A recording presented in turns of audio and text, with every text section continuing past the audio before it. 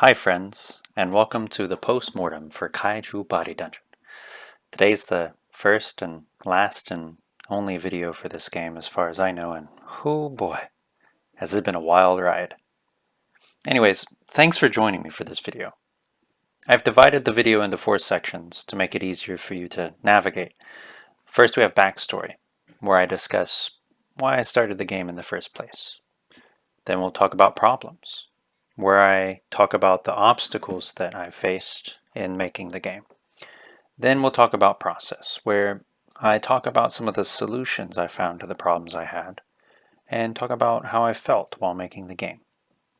And then finally we'll go about our post-mortem, where I tell you all I've learned from this process and what I've gathered from doing this game jam. So there's chapters in the time bar, so you can choose and skip to whatever section interests you the best. So let's get started. When it comes to backstory, Kaiju Body Dungeon was a game that I made for the A Game by Its Cover game jam. I'm a sucker for a good game jam, and as you'll see in the future, it's kind of a problem that I have. But interestingly, this game jam kind of stood out to me as different. There wasn't a theme. There wasn't really any restrictions, other than you have to make a game based on a Famicase cover. It was also a month long, which was nice, because it would give me plenty of time to work on it, do what I needed to do, and I felt like because it was a month, if something came up, I would still have time to work on the game. So I went through and picked a case. This is the case I picked for inspiration for Kaiju Body Dungeon. I contacted the creator to get permission to use his IP, and then I got prepared. And that's when problems start to come along. So let's talk about that. Right off the bat, you might notice that I've committed to quite a few game jams, but have never delivered a finished project, never actually submitted anything. So I took some time to think about why. Why do I have this problem? And a few things stand out. The first thing is that I feel inadequate. I'm pretty new to game dev. I don't have a lot of skills. I have a lot of desire to make games, but I feel like I don't know how to. And because of that, I might get excited about an idea, but then not know how to bring that idea to life. And so that feeling of inadequacy often builds up and prevents me from doing anything because I don't know what I'm doing. I'm afraid I'm going to mess up or make a mistake. So I give up a day into the game jam. And also because I don't know what I'm doing, oftentimes I would hit roadblocks when it comes to coding or how to implement a certain object or a certain mechanic in a game. And because I would hit those roadblocks, it would make me want to give up because my ideas were often bigger than my skill set. I didn't come up with ideas that were manageable for me and my skill level. Another problem was scheduling. Oftentimes when I would schedule a game jam, it was during busy times in my life where I had a lot of other personal things going on or work-related things going on. It always seemed to go on during the game jam. This time specifically, when it comes to scheduling, I had a pretty big week-long event that would take some time out of my schedule. And then also, I've been following Star Citizen, and they just so happen to have a free fly event where you can actually get the game for free for a short period of time and experience it. And I'd been watching the game and wanting to play it for a long time, and so I did that, and that ate up a lot of my time too. On top of that, my job, I found out, was slowly going the way of the dodo, as it were. So it could be over at any time. And that, of course, is stressful, thinking about your future and whether or not you'll have income to support yourself. So that caused a little bit of worry for me. And then, of course, I'm a chronic procrastinator. I always tell myself that I can do something later, I'll put it off, but I always end up finding something else to do, like binge watch YouTube videos or play games.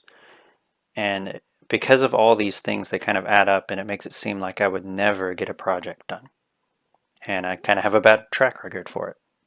But thankfully, this time, I actually did make something. Might not be the best, but it's something. So let's discuss how I went about this process. As far as tools go, I used Godot as an engine. That's mainly because my old laptop, it only had 4 gigs of RAM, so anytime I tried to run Unity, it was so slow and bogged down. And then I decided to switch to Godot on my old laptop, and it worked really nicely. And when I got the new laptop, I just kept using Godot because I had started to get used to its features and had been practicing a lot on it. It's fun. I really enjoy the way it works. It seems intuitive to me. For art, I used GraphicsGale, which is an older program. It's not as flashy as Sprite or some of these other ones, but it's free. And I've been using it actually since I was like 14 to make pixel art, so I'm really used to the system and how it works, and I'm comfortable with it. I also used some free assets from Kenny's Assets store. I kind of modified some of the UI elements to use. And also I got some music from OpenGameArt as well. When it comes to organizing, actually, I found it best to just write things down on a piece of paper rather than using Trello or some other form of organization. I actually made a nice to-do list. Actually, a couple times I did to-do lists because it was easy for me to figure out what I needed to do next, and I would prioritize things. So when it comes to the process, though, I knew right off the bat that I needed to have an idea that was short in scope. I'm not super familiar with coding or game design processes in general. I don't know a lot about how to design certain mechanics. Really, I'm just now trying to crawl out of tutorial purgatory, as it were. So I really needed to be modest with my idea. And that's why I chose the case that I did, specifically this Fami case, Kaiju Body Dungeon. I had actually found a couple other ones that I found interesting, but I realized, I don't think I could make an idea that's simple with this one. But I thought with this one, it inspired me and made me think 2D platformer, collectathon. And it just seemed to just be a simple idea for me that was clear and manageable. So the idea was that I would make a 2D platformer where this small person in a hazmat suit is exploring the inside of this giant monster. And while he's doing so, he's collecting coins, dodging enemies, saving people, collecting tissue samples from the monster while they're going about inside of it. And I thought about how I could constrain that to put a limit on what the player could do, and I decided that add a clock, add a timer, so that as the time works down, they can only collect so many things before the time's up. So that was the start of this idea. Well, instead of working on the mechanics like I should, whiteboxing and going about designing those things, I decided to design a tile set, a character, enemies. And this is actually kind of nice for me. I'm more of the artistic kind of person. So it motivates me when I see the art and the design coming together. And it makes you feel like you've got a game when you can put a tile set in Godot in a scene and put a character and have him jumping around and moving around. It makes you feel like, okay, I've got something here. After that, I started implementing each thing on my to-do list one at a time. I started doing the enemy next. I would do the door. I would do coins, switches. And actually, as I would start to implement these things, I would see that a lot of things would share code, share things. And that made me realize I probably should have made a general class to cover all those interactions that would occur. But of course, I'm not great at programming. I don't know how to code cleanly, so I just reused a lot of code throughout all of these different nodes, these different scenes. Also, if I came up against something that was hard or was confusing for me to do, like for instance with the enemy, I didn't want the player to be killing these enemies that were crawling around inside this monster. Actually, I wanted them to just stun them temporarily, and then the enemy would reactivate after a period of time. I had no idea how to do that. So actually at first, when I first implemented the enemy, it was literally just you whack it and it just, the engine gets rid of it. I had to come back later after I'd finished doing these other things and recode in the stunning feature. And then I even had to come back again later to code in the unstunned feature so that it would come back to life, as it were, later. So if I didn't know how to do something, I would just look it up. And I found that if I went to look it up on YouTube, I would look up a video about it, maybe follow a little bit of it, but then I would get distracted by other things, and I would start watching more and more YouTube. So I decided that I would try to focus more on finding written tutorials about what I should do and use those instead. And that actually helped me focus a lot more. And I would read about what to do and then just try to implement it based on what I read rather than just following along with someone on their YouTube video. It seemed like it was very helpful for me to do it that way. And I would, if I really hit up a roadblock, I would just walk away, do another part of the game. I would make another tile set, make another object, and that really helped me. I think bouncing between the art and the code helped me to stay motivated because I would draw the art and I would really get excited about this thing that I created, and I would get excited about wanting to implement it in the game. So I talked about scheduling and how that caused problems. I had some things come up in August, but then at the end of August, the last week of August, the company I worked for announced we wouldn't have any work until September. So I actually was given a mandatory vacation. And at first, this was a problem. It was depressing thinking about, well, what's going to happen? What's my future hold?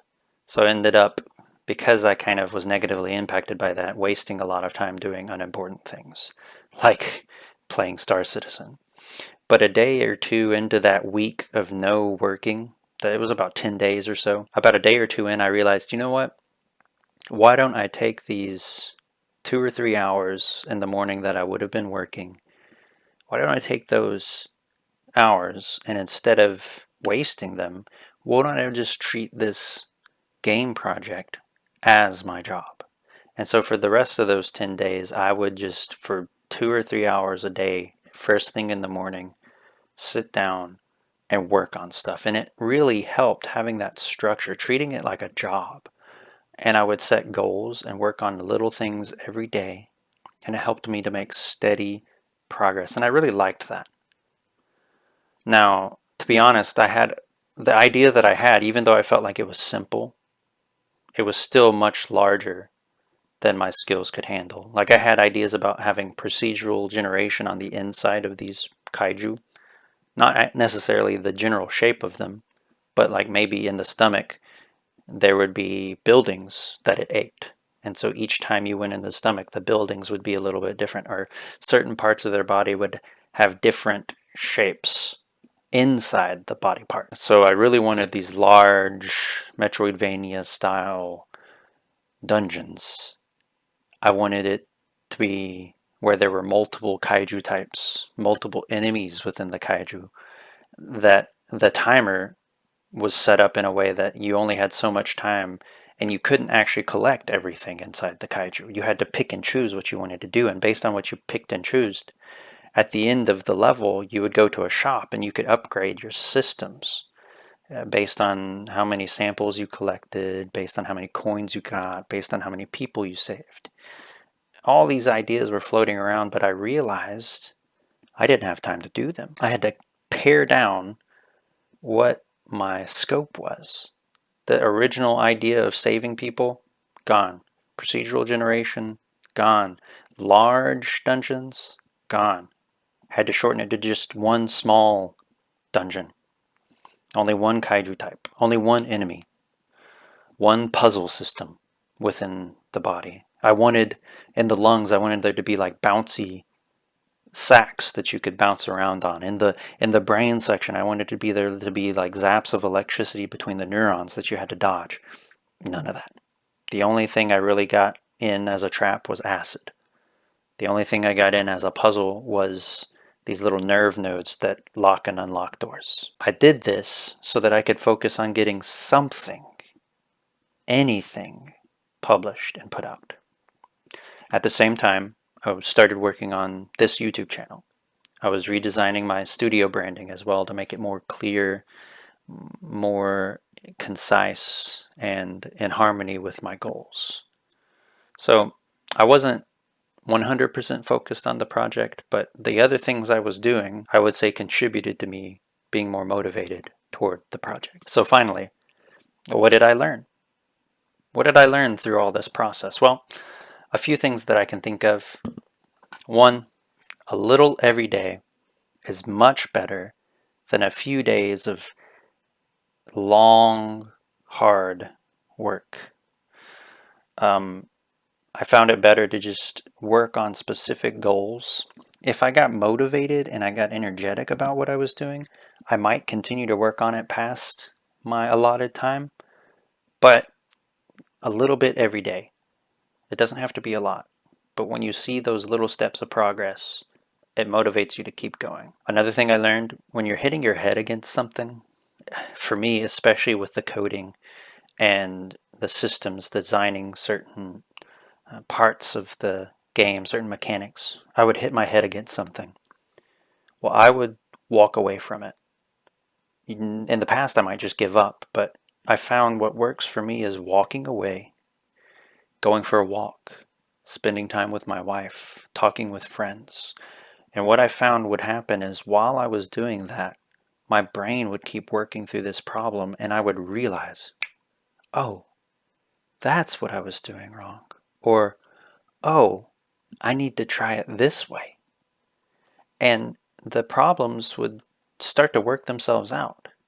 Now, of course, I've made other games in the past and I've been practicing making games through tutorials and things like that. So I was familiar with concepts, with ideas, the general gist of programming. So that might have helped me with the base of being able to wrap my mind around those ideas. But getting away from it and doing something else freed my mind of that problem and allowed me to work it out. Another thing is to make sure to share what you're doing with your friends or your family. It's so easy when you get started on this to just get absorbed in it. But then often it seems like you don't just get absorbed in it. Sometimes you can get burnt out by it. And I found that if I felt like I wasn't making progress or things didn't seem to be working out, I would just talk to my wife or I would text some of my friends and show them progress pics, and their enthusiasm about what I was doing actually helped me to be motivated. So find a support group, find people that you can work with or just share with that will motivate you. Well, they'll be honest with you too about what you're doing, and that can help you to keep going even when you're getting burned out by a particular part of the project. Another key lesson I learned is scope, scope, scope. Scope is just the boundaries that you set for the project. Don't overestimate yourself. I knew going into this project that I needed my scope to be narrow, that since this is my first real project, I needed to make sure that I didn't get too crazy with my ideas. I love coming up with ideas. I can come up with ideas for days, but my problem is I cannot take those ideas and make them actionable. So I had to pare down my idea. I thought I was paring it down when I first picked the idea, but I realized through the project that I needed to pare it down even more because of my lack of ability and my lack of time. If I had more time, I probably could have added more stuff, but the time that I had was narrow, limited, so I had to pare things down. So that's a good thing I learned is I come up with an idea, pare it down, in other words, cut off the excess, and then cut off the excess again. That way that you can have a very concise idea. And I think that would help me in the long run. Even if I don't have a time constraint, it will help me to prototype, a very finished, polished idea that I then can expand on later. Another thing I learned and kind of overcame through this process was the fear of not knowing what to do. Look, I'm still kind of in that tutorial purgatory zone where I'm just kind of like listening to YouTube and watching tutorials because I don't know what I'm doing. I'm not comfortable with the system. I had to wing it. I had to look things up. I had to guess. I just had to try. I changed my outlook on the situation. It was less of this is a roadblock and more of this is a mystery, a puzzle.